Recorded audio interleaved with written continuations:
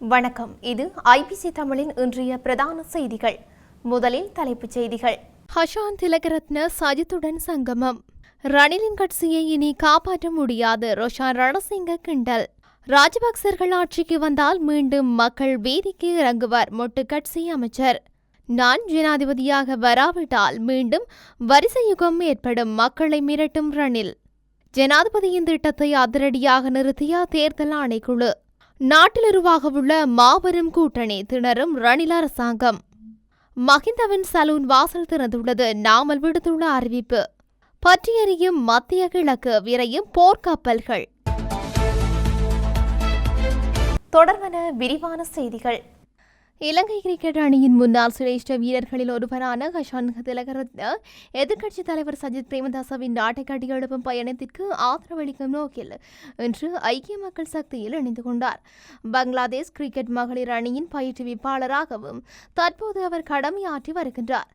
அவரது பாரியாரும் இலங்கை மகளிர் கிரிக்கெட் அணியின் ஏற்பாட்டாளராகவும் கடமையாற்றி வரும் திருமதி அப்சாரே சிங்கபாகு திலகரத்னவும் இன்றைய தினம் ஐக்கிய மக்கள் சக்தியில் இணைந்து கொண்டனர். ஐக்கிய தேசிய கட்சியையும் ஸ்ரீலங்கா சுதந்திர கட்சியையும் மீண்டும் கட்டியெழுப்ப முடியாது என நாடாளுமன்ற உறுப்பினர் ரோஷான் ரணசிங்க தெரிவித்துள்ளார். அங்கு 2015 ஆண்டு நல்லாட்சி அரசாங்கம் திருடர்களை விரட்டி திருடர்களை பிடிப்பதற்காக மக்களை நியமித்ததாகவும் அது நடக்காத காரணத்தினால் கோட்டபாய ராஜபக்சவை ஜனாதிபதியாக நியமித்ததாகவும் தெரிவித்தார். மேலும் இந்த நாட்டில் ஊழல் மோசடிகளுக்கு இனி இடமில்லை எனவும் புதிய வேலை திட்டத்துடன் இந்த நாடு கட்டியெழுப்பப்பட வேண்டும் எனவும் அவர் தெரிவித்துள்ளார். பொதுஜன பெரமுனவின் ஜனாதிபதி வேட்பாளராக உலகம் அறிந்த ஒருவரை முன்னிறுத்த வேண்டும். பொதுஜன பெரமுனவை கட்டியெழுப்ப கடுமையாக உழைத்தவர்கள் இருப்பதாகவும் அத்தகைய ஒருவரை ஜனாதிபதி வேட்பாளராக நியமிப்பது நல்லது என்றும் அவர் தெரிவித்தார். தாம் அமைச்சு பதவிக்காக முன்னும் பின்னுமாக குதிப்பவர் அல்ல எனவும் நாட்டின் எந்த மாவட்டத்தில் இருந்தும் சுதந்திரமாக நின்று நாடாளுமன்றம் செல்ல முடியும் எனவும் அவர் மேலும் தெரிவித்தார். அரசாங்கத்திற்கு தனிப்பெருமை இருப்பதால் அடுத்த 2 அல்லது 3 மாதங்களுக்கு அரசாங்கத்தை நடத்துவதில் சிக்கல் இருக்காது என அமைச்சர் பிரசன்ன ரணதுங்க தெரிவித்துள்ளார். மேலும் கட்சி சரியான முடிவை எடுக்காவிட்டால் ஸ்ரீலங்கா பொதுஜன பெரமுனவில் 2 அல்லது 3 உறுப்பினர்களே எஞ்சுவார்கள் என்றும் அமைச்சர் வலியுறுத்துகின்றார். தேர்தல் நடவடிக்கையிலிருந்து நீக்கப்பட்டேன், அது நியாயமானதுதான். ஏனெனில் மொட்டு வேட்பாளரை ஆதரிக்க மாட்டோம். நாட்டை பற்றி யோசித்து முடிவு எடுத்தேன். நான் என் முடிவில் நிற்கின்றேன். தத்தமது சொந்த நிகழ்ச்சி நிரலில் வேலை செய்யும் போது நாட்டை பற்றி சிந்திக்க முடியாது என்று கட்சிக்கும் அதே நிலைதான் ஏற்பட்டுள்ளது. 2022 கட்சியின் தலைமையை வேறொருவருக்கு வழங்கியிருக்கலாம்.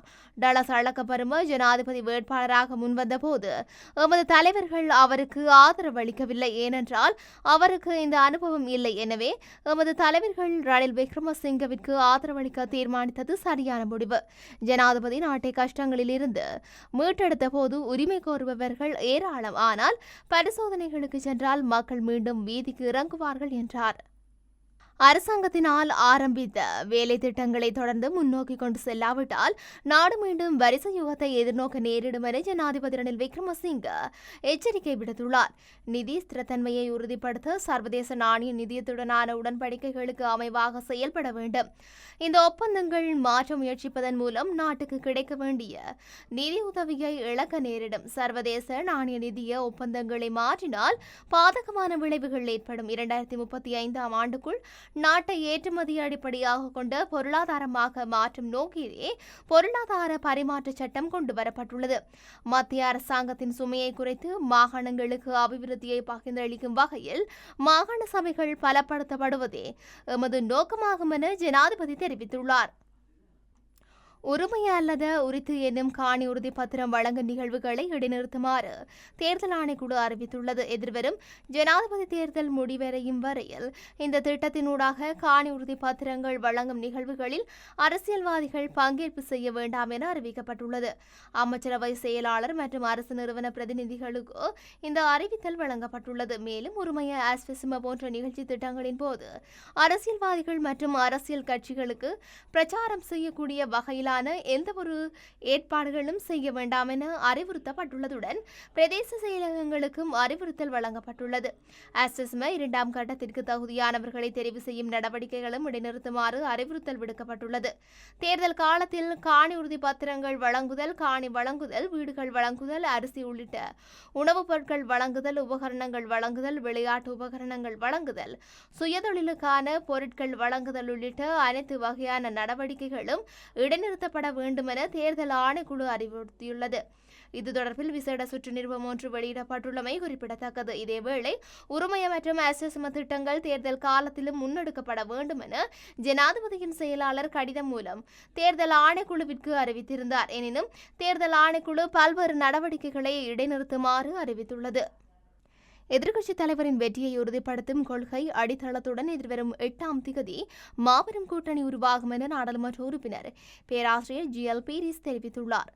தற்போதைய அரசாங்கத்தின் ஆயுட்காலம் இன்னும் 46 நாட்களில் முடிவடையும் அரசாங்கம் தற்போது தனிப்பெரும்பான்மையை இழந்துள்ளது. 2 வருடங்களுக்கு முன்னர் நாடாளுமன்றத்தில் 134 வாக்குகளினால் தெரிவு செய்யப்பட்ட ஜனாதிபதி தற்போது தமக்கு 92 நாடாளுமன்ற உறுப்பினர்களின் ஆதரவு இருப்பதாக கூறுகின்றார் என GL பீரிஸ் தெரிவித்துள்ளார். ஸ்ரீலங்கா பொதுஜன பெரமுனவுக்கு மீண்டும் வருபவர்களுக்கு கட்சியின் கதவு திறந்தே உள்ளதென நாடாளுமன்ற உறுப்பினர் நாமல் ராஜபக்ச தெரிவித்துள்ளார். மஹிந்த ராஜபக்சவின் சலூன் கதவு வழியாக கட்சிக்கு வரவும் முடியும், அங்கிருந்து செல்லவும் முடியும் என நாமல் ராஜபக்ச தெரிவித்துள்ளார். பெசில் ராஜபக்ச SM சந்திரசேனாவுக்காக நிபந்தனையின்றி குரல் கொடுத்ததாகவும் தான் விரும்பிய பதவிகளை வழங்குவதற்காக அவர் போராடியதன் விளைவாக ரணில் விக்ரமசிங்கவுக்கும் பெசில் ராஜபக்சவுக்கும் முரண்பாடு ஏற்பட்டதாகவும் நாமல் தெரிவித்தார். அன்று SM சந்திரசேனாவுக்காக அமைச்சு பதவியை பெற பெசில் ராஜபக்ச நிபந்தனையின்றி ஆதரவு தெரிவித்தார். பெசில் ராஜபக்சவிற்கும் ரணில் விக்ரமசிங்கவிற்கும் இடையில் ஏதாவது மனக்கசப்பு இருந்தால் அதற்கு இதுவும் ஒரு காரணமாகும். சந்திரசேனவிற்கு பதவிகளை வழங்குவதற்காக நாங்கள் போராடியதும் ரணிலுடன் ஏற்பட்ட முரண்பாட்டிற்கு காரணமாக மாறியதாக நாமல் குறிப்பிட்டுள்ளார். அரபிக்கடலின் ஏடன் வளைகுடாவில் சென்று கொண்டிருந்த சரக்கு கப்பலை குறிவைத்து ஹவுதி கிளர்ச்சியாளர்கள் நேற்று மீண்டும் தாக்குதல் நடத்தியுள்ளனர். லைபீரியா நாட்டிற்கு சொந்தமான இக்கப்பல் ஏடன் வளைகுடா வழியாக டிஜிபோதி நாட்டிற்கு சென்று கொண்டிருந்தது. அந்த கப்பலை குறிவைத்து ஹவுதி கிளர்ச்சியாளர்கள் ஏவுகணை தாக்குதல் நடத்தியுள்ளனர். ஏமன் நாட்டின் ஏடன் துறைமுகத்திலிருந்து 125 நாட்டில் மைல் தொலைவில் சென்று கொண்டிருந்த கப்பலை குறிவைத்து இந்த ஏவுகணை தாக்குதல் நடத்தப்பட்டுள்ளது. ஹவுதி ராணுவ செய்தி தொடர்பாளர் ஜக்ஜா சாரி ஞாயிற்றுக்கிழமை ஒரு தொலைக்காட்சி அறிக்கையில் கப்பல் பாலிஸ்டிக் ஏவுகணைகளால் தாக்கப்பட்டதாக தெரிவித்தார். அமெரிக்க கடற்படையால் மேற்பார்வையிடப்படும் பன்னாட்டு கூட்டணியான கூட்டு கடல்சார் தகவல் மையம் கப்பலில் இருந்து அனைத்து குழு உறுப்பினர்களும் பாதுகாப்பாக இருப்பதாகவும் கப்பல் அருகிலுள்ள துறைமுகத்திற்கு திருப்பி விடப்பட்டதாகவும் தெரிவிக்கப்பட்டுள்ளது. இத்துடன் இன்றைய பிரதான செய்திகள் நிறைவடைகின்றன. தொடர்ந்தும் செய்திகளை அறிந்து கொள்ள IBC தமிழ் நியூஸ் என்ற எமது யூடியூப் பக்கத்தினூடாக இணைந்திருங்கள். நன்றி.